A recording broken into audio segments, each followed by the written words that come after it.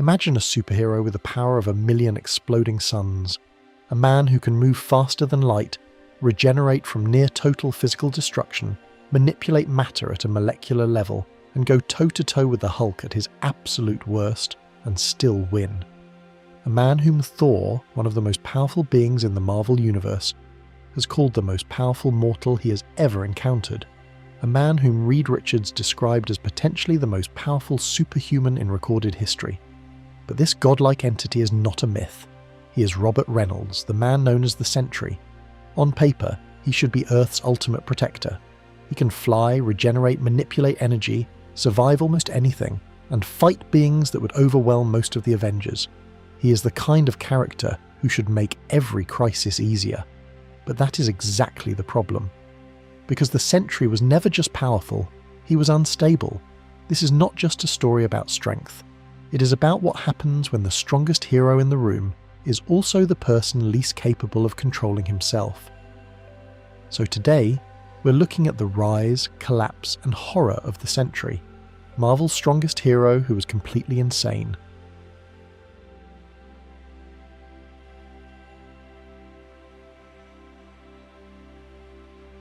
The strange thing about the Sentry is that Marvel did not introduce him like a normal new superhero.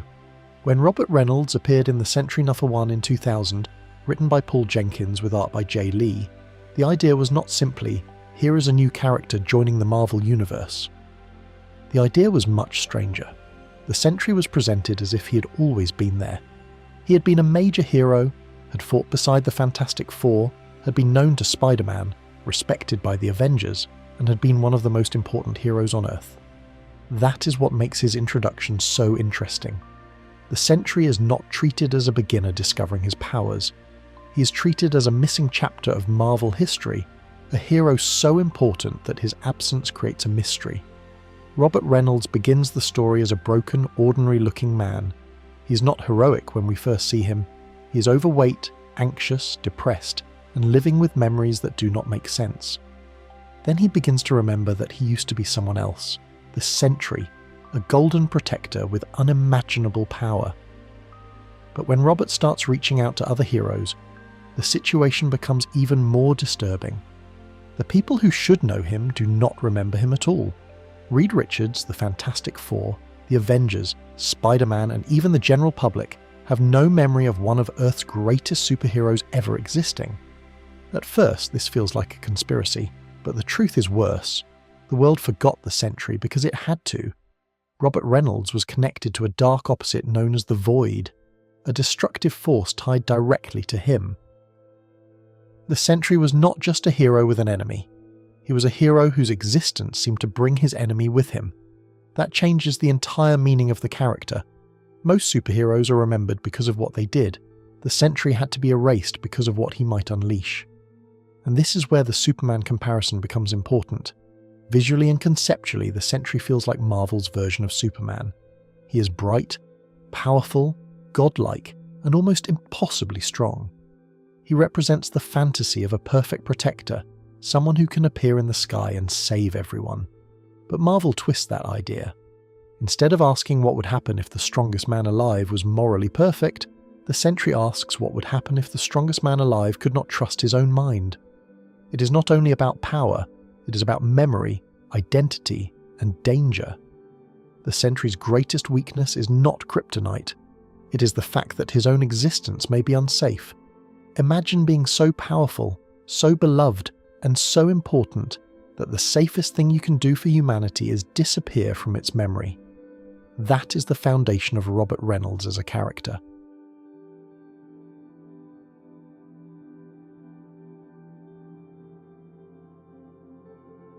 Robert Reynolds is dangerous before he ever throws a punch because the basic idea behind his power is already absurd. The Sentry is not just strong, he is written as a character whose abilities sit somewhere between superhero strength, cosmic energy, and psychological horror. His most famous description is that he has the power of 1,000,000 exploding suns. That phrase sounds like comic book exaggeration, but Marvel repeatedly treats the Sentry as if he belongs near the absolute top of Earth's heroes. He's not simply another enhanced human like Captain America. He's not just another flying powerhouse like Wonder Man. He's something much harder to measure. His origin is connected to a serum, often described as a version of the super soldier formula taken to an impossible extreme. Captain America's serum created the perfect human soldier, but Robert Reynolds' serum created something closer to a living weapon of mass destruction. That contrast matters. While Steve Rogers became the peak of human potential, Robert Reynolds became a man carrying power no human mind was prepared to handle. The Sentry's ability set is enormous. He has superhuman strength, flight, speed, durability, energy projection, regeneration, and resistance to injury. But his powers go beyond the usual strong guy template. Over time, Marvel has also connected him to molecular manipulation, psychic ability, resurrection, and reality-bending implications depending on the story. That is why he is so difficult to place. With Thor, you can say he is a god, with centuries of battle experience, Mjolnir, lightning, and Asgardian strength. With Hulk, you can say his strength increases with rage. With Silver Surfer, you can point to the power cosmic. But with the Sentry, the explanation is less clean. His power seems almost unlimited at times, but also deeply connected to his mental state. When Robert is afraid, confused, or unstable, the power becomes harder to control. When the Void is involved, that same power becomes catastrophic. One of the clearest demonstrations of his scale happens during the breakout at the Raft in New Avengers. The Raft is a prison designed to hold some of Marvel's most dangerous supercriminals. During the chaos, Carnage escapes. For Spider-Man, Venom, and many street-level heroes, Carnage is a nightmare. He's a violent symbiote killer, fast, strong, unpredictable, and extremely hard to put down. The Sentry deals with him almost casually. He flies Carnage into space and tears him apart. That scene is important because it tells the audience exactly what level Robert Reynolds operates on. A villain who could carry an entire Spider-Man storyline becomes almost irrelevant once the Sentry gets involved. Then there is World War Hulk. When Hulk returns to Earth after being exiled by the Illuminati, he is not just angry. He is one of the strongest versions of himself ever seen. He defeats the X-Men, the Fantastic Four, Doctor Strange, Iron Man, and other major heroes. He turns Madison Square Garden into an arena and forces the people who betrayed him to face judgment.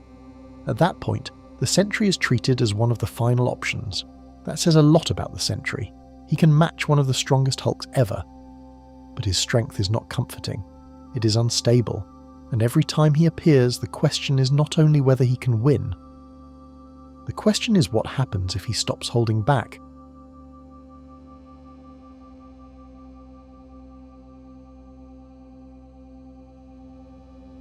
The most dangerous thing about Robert Reynolds was not that he had too much power. It was that he was never psychologically prepared to carry it. A lot of Marvel heroes are unstable in some way. Tony Stark has addiction and control issues. Bruce Banner has rage and dissociation built into his entire character. Wanda Maximoff has grief, trauma, and reality-warping power. Mark Spector has a fractured identity connected to Moon Knight. But Robert Reynolds is different because his instability is not just part of his personality, it is part of the threat. The Sentry's power does not sit safely on top of Robert's mind, but is tangled directly into it. His memory, fear, guilt, and self-image all shape how dangerous he becomes. This means Robert is not simply a powerful hero who sometimes has emotional problems. He is a man whose mental collapse can become a global emergency. That is why his introduction matters so much. When Robert first remembers being the Sentry, he is not shown as confident or heroic. He is shown as someone deeply broken. He is anxious, disoriented, and afraid of what is coming back into his life. His memories do not feel like empowering revelations. They feel like a psychological disaster reopening. And that is the key difference between him and other major heroes. Peter Parker remembering his responsibility makes him stronger. Steve Rogers remembering his purpose makes him steadier. Thor remembering who he is often restores his confidence, but Robert remembering the Sentry also means remembering the Void. This becomes even more disturbing when you look at his addiction history. In some versions of the origin, Robert Reynolds is not a noble soldier chosen for an experiment. He is a troubled man who breaks into a laboratory and drinks a mysterious serum, searching for a high. That serum turns out to be the formula that creates the Sentry. That detail is important because it removes the clean superhero fantasy. Robert does not become the Sentry because he is chosen for his courage, like Steve Rogers. He becomes the Sentry because of desperation, weakness, and a moment of self-destruction. Marvel essentially takes the super soldier idea and twists it. Captain America's serum enhances the goodness already inside Steve Rogers, while the Sentry's serum gives unimaginable power to someone who is already mentally and emotionally vulnerable. That is a terrifying combination. Because once Robert becomes the Sentry, his problems are no longer private. His fear can affect the entire planet. His breakdowns can endanger cities. His darker impulses can take physical form, and his instability becomes something the Avengers, the government, and the world have to manage. And the uncomfortable truth is that they often manage it badly. Robert is repeatedly treated less like a person who needs help, and more like a weapon that needs to be aimed carefully. He is brought into teams, placed beside heroes, and used against threats because his power is too valuable to ignore. But none of that solves the basic problem. Robert Reynolds cannot fully trust himself. That is what makes him so unsettling. Most heroes fear losing a fight. Robert fears winning too hard. He fears what happens if he lets go. He fears that the thing inside him is not separate from him at all. And this is why the Sentry is one of Marvel's darkest characters. He's not just insane in the simple comic book sense. He's a man whose mind, memories, trauma, addiction, and godlike power are all connected. So every time Robert Reynolds enters a battlefield, the question is not only whether the Sentry will save the day, the real question is whether Robert can survive being the Sentry at all.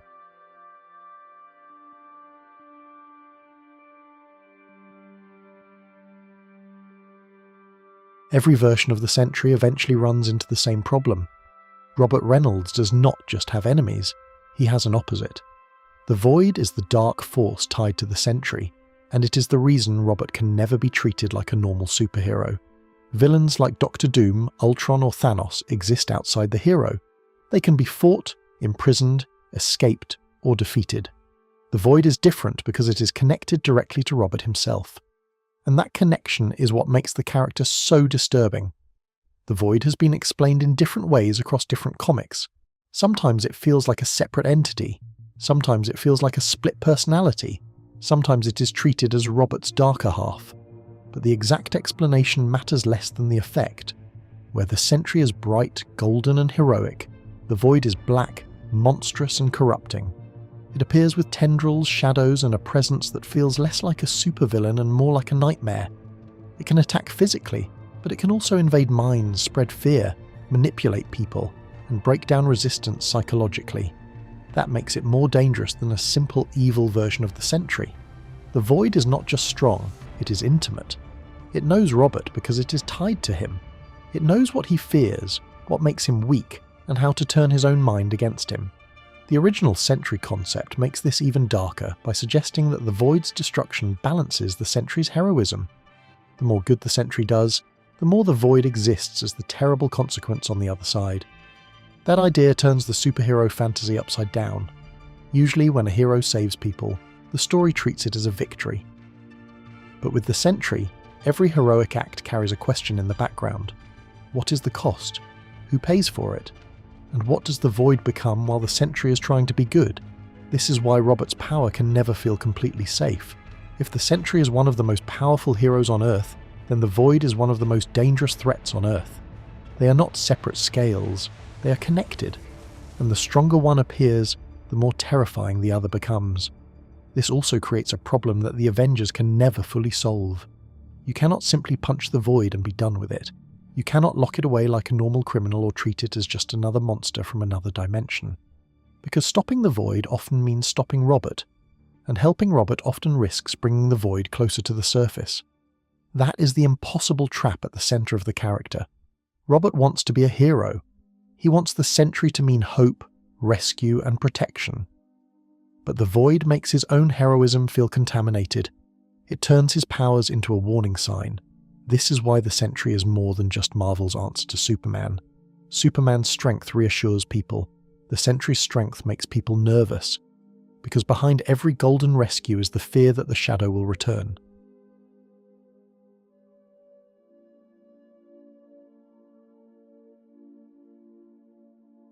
Once Marvel's heroes understand what Robert Reynolds is, they cannot pretend he's just another costumed ally. They know he is unstable. They know the Void is connected to him. They know his memories have been damaged before. They know his power can turn from protection into catastrophe. And yet they still bring him in. That is one of the most uncomfortable parts of the character, because the Avengers do not use the Sentry because they are stupid. They use him because the logic is hard to escape. If someone exists who can fight threats almost nobody else can handle, leaving him alone feels irresponsible.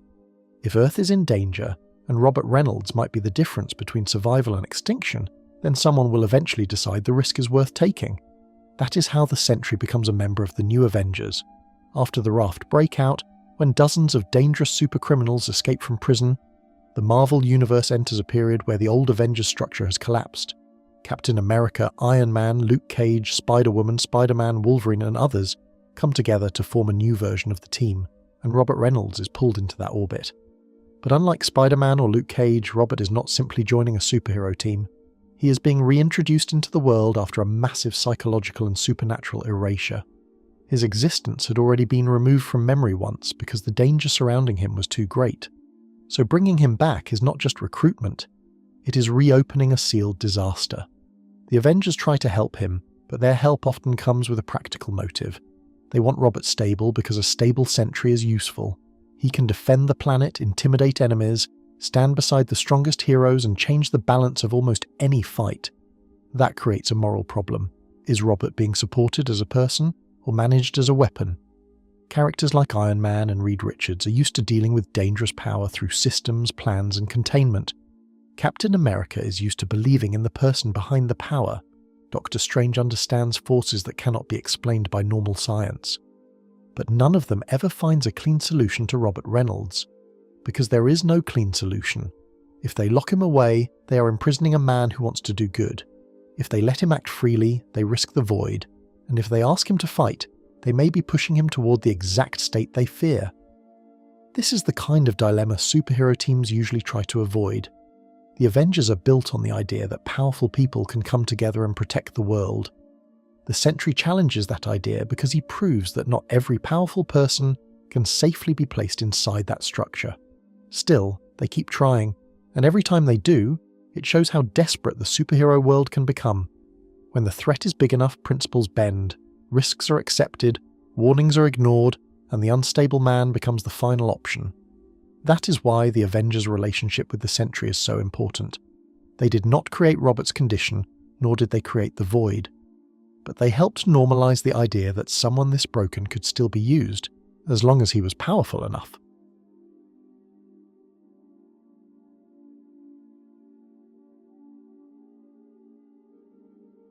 The Sentry's power is easy to describe in theory, but World War Hulk shows what it actually looks like when Marvel treats him as the last thing standing between Earth and total disaster. In Planet Hulk, the Illuminati decide that Bruce Banner is too dangerous to remain on Earth. This group includes some of Marvel's most powerful and influential figures, including Iron Man, Reed Richards, Doctor Strange, Black Bolt, and Namor. Their plan is to send Hulk away to a peaceful planet where he can no longer hurt anyone. But the plan fails. Hulk lands on Sakaar, becomes a gladiator, rises into a ruler, finds a new life, and then loses everything when the ship that brought him there explodes. Hulk believes the Illuminati are responsible, so when he returns to Earth in World War Hulk, he is not just angry. He is focused. That is what makes this version of Hulk so terrifying. He is not a mindless brute smashing randomly through cities. He arrives with a mission. He wants the Illuminati punished for what they did to him, and almost nobody can stop him.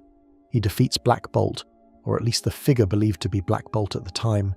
He overpowers the X-Men. He tears through Iron Man's Hulkbuster-style armor. He defeats Doctor Strange after Strange taps into dangerous magical power. He turns Madison Square Garden into an arena and forces the captured heroes to fight each other, mirroring what he endured on Sakaar. By this point, the story has made one thing clear. Normal superhero solutions are not working. That is where the Sentry comes in. Robert Reynolds is treated as the emergency option, not because he is reliable, but because his power is one of the few things that might actually match Hulk at this level. The heroes are not calling him because it is safe. They are calling him because they have almost nothing else left, and that distinction is important. When the Sentry finally enters the fight, it does not feel like the arrival of a clean savior. It feels like someone opening a door they were afraid to open. Robert unleashes himself against Hulk, and the battle becomes one of the clearest demonstrations of why he belongs among Marvel's strongest heroes. The two hit each other with enough force to devastate the area around them. The Sentry releases massive amounts of energy, but Hulk keeps absorbing punishment and answers with more rage. What makes the fight interesting is not just the physical destruction, it is what the fight says about both characters. Hulk's power grows through anger, while the Sentry's power grows more frightening the more he lets go. So the battle becomes a collision between two unstable forces, one fueled by rage and the other by psychological collapse. Neither one feels fully controlled or safe, and eventually both burn each other down so completely that they revert to their human forms, as Bruce Banner and Robert Reynolds. The Sentry does not simply beat Hulk, nor does Hulk simply beat Sentry.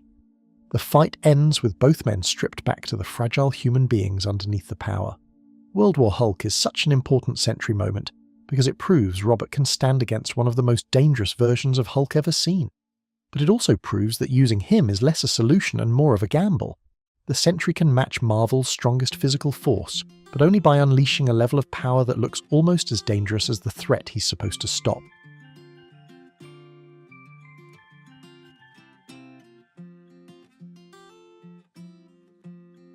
Robert Reynolds was already dangerous when he was surrounded by heroes, but he became far worse when he ended up under Norman Osborn.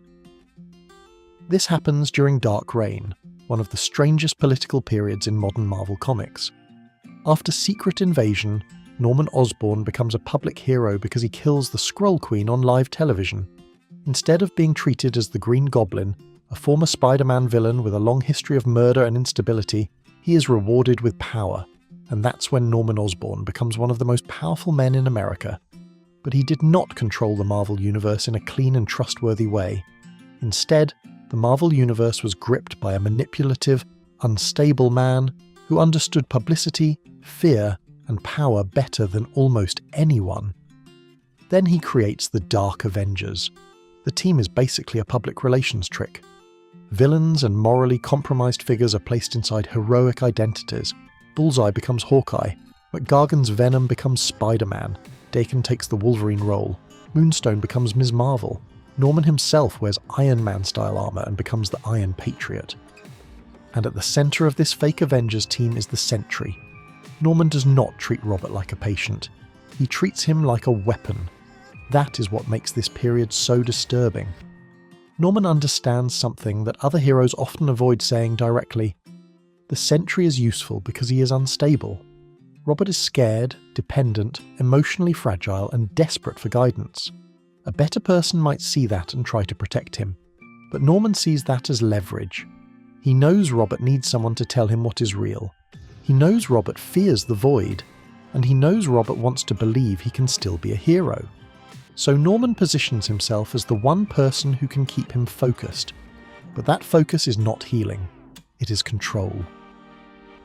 Throughout Dark Reign, Robert becomes less like an Avenger and more like Norman's ultimate threat. If anyone challenges Osborn, the Sentry is always there in the background. His presence makes Norman's power feel real. It tells the world that even if his team is unstable, he has something no one wants to fight. This is also where Robert's relationship with his wife, Lindy, becomes more tragic. Lindy understands how dangerous he is becoming. She fears the void, fears Norman's influence, and fears that Robert is slipping into something he may never come back from. But her fear does not give her control over the situation, because Norman has the power structure authorized by the government. This is why Norman Osborn's role in the Sentry's downfall matters so much. He does not create Robert's illness, nor does he create the void, but he exploits both. He takes a man who should have been removed from pressure and protected from manipulation, and places him directly at the center of global power. The Sentry was always dangerous, but Norman Osborn made him operational.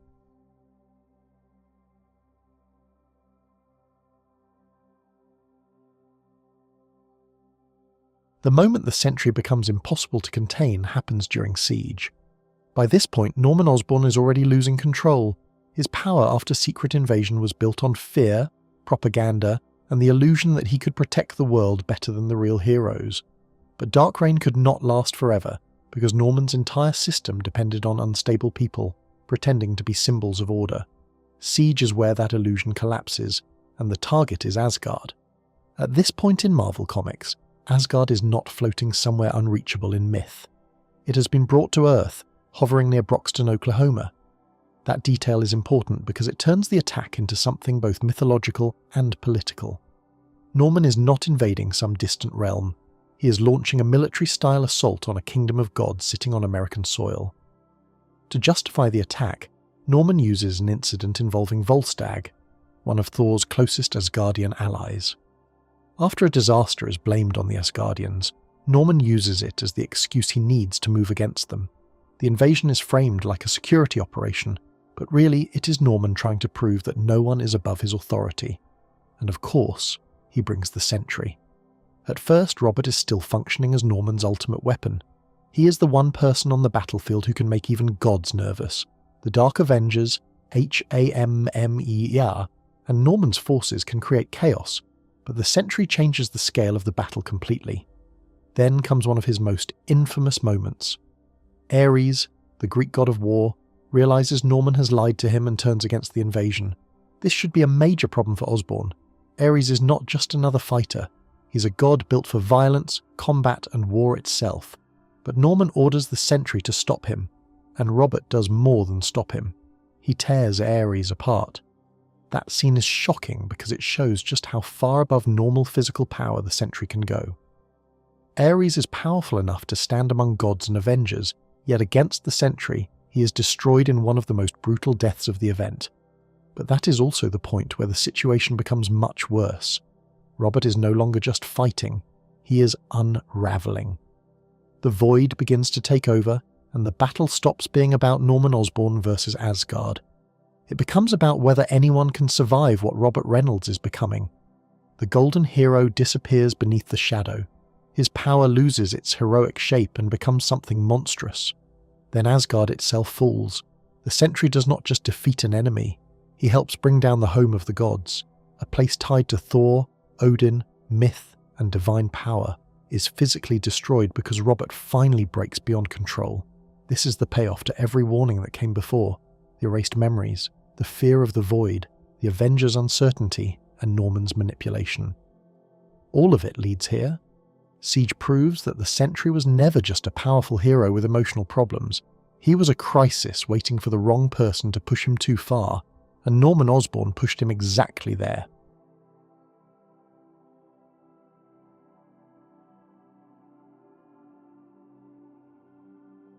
By the end of Siege, the problem is no longer Norman Osborn, it is Robert Reynolds. That shift matters because Siege begins as a political disaster.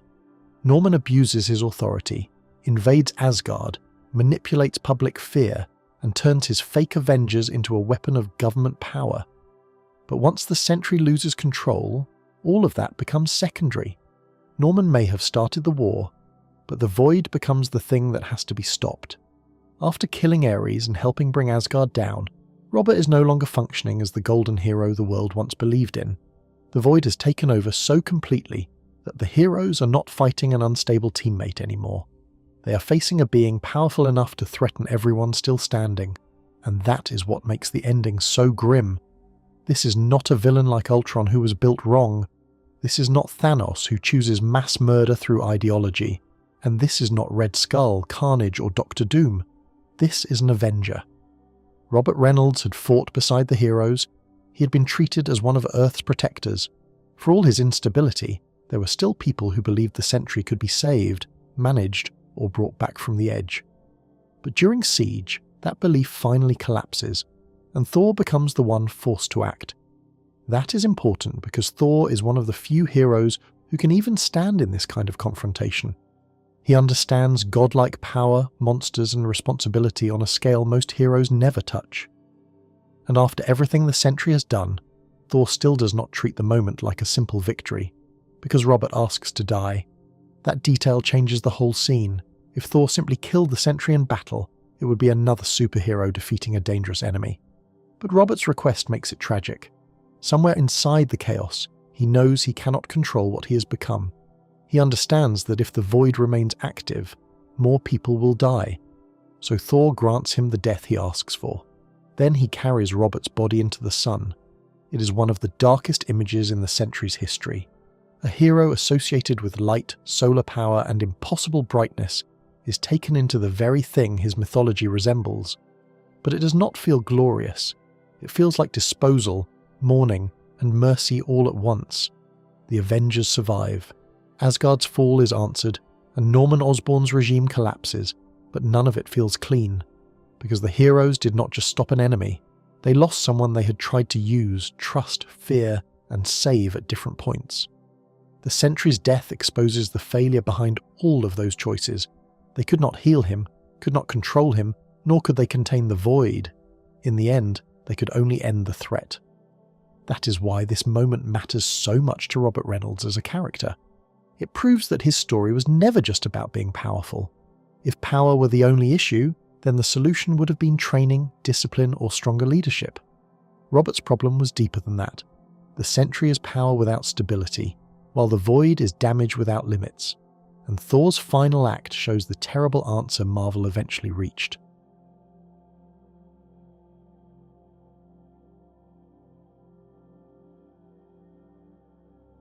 The Sentry is usually discussed as a power scaling problem. In most superhero stories, strength gives the hero more control. Spider-Man becomes stronger and uses that strength to protect people. Captain America becomes enhanced and turns into a symbol of discipline. Thor's power makes him a defender of realms. Even Hulk, despite being dangerous, often becomes a force that can be aimed at something worse. Robert Reynolds does not fit that pattern. For him, power makes everything more unstable. The serum does not turn him into a better version of himself. It magnifies the fractures that were already there. His fear, guilt, and identity crisis becomes dangerous, and his darker impulses become a literal monster capable of threatening gods and heroes. That is why the Sentry is more tragic than characters who are simply cursed with power. Bruce Banner fears the Hulk, but Hulk can still become a protector. Wanda Maximoff loses control, but her story often centers on grief, responsibility, and rebuilding. Thor struggles with worthiness, but he understands what he is supposed to be. Robert, on the other hand, does not even have that certainty. He does not know if the Sentry is his true self or a fantasy he created. He does not know if the Void is separate from him or the most honest part of him. And he doesn't even know if saving people is worth the destruction that may follow. That uncertainty is the real horror of the character. The Sentry looks like Marvel's perfect hero. Golden costume, impossible strength, bright symbolism, world-saving potential. But underneath that image is a man who should never have been treated like a simple superhero. He needed stability, help, and distance from the battlefield. But instead, he was repeatedly pulled back into crisis because everyone knew what he could do. The Avengers needed him. Norman Osborn exploited him. And the world feared him. Robert himself kept trying to believe that if he could just be the Sentry correctly, maybe the Void would not win. But that was the trap. Every attempt to become the ultimate hero brought him closer to becoming the ultimate disaster. That is why his story is not really about who he can defeat in a fight. The Sentry can tear through monsters, fight Hulk, kill Ares, and terrify entire teams. But none of that answers the only question that matters. Can Robert Reynolds survive himself? For most of his history, the answer is no. The Sentry is not disturbing because Marvel made a hero too strong. He is disturbing because Marvel made a hero whose strength only made his weakness more dangerous. He had the power of 1,000,000 exploding suns, but the thing burning inside him was stronger than all of it. Comic books often tell us that power can be controlled by courage, morality, discipline, or love. Robert Reynolds challenges that belief. His story shows that power does not automatically create a savior. Sometimes it exposes everything broken underneath. And that is why the Sentry is such a difficult character to forget. He's not just Marvel's version of an all-powerful protector. He is a warning about what happens when trauma, identity, fear, and impossible strength are forced into the same person, a hero powerful enough to save the world and broken enough to endanger it. If you enjoyed this breakdown, let me know which Marvel or DC character you want covered next. Don't forget to like, subscribe, and stay tuned for more comic book deep dives.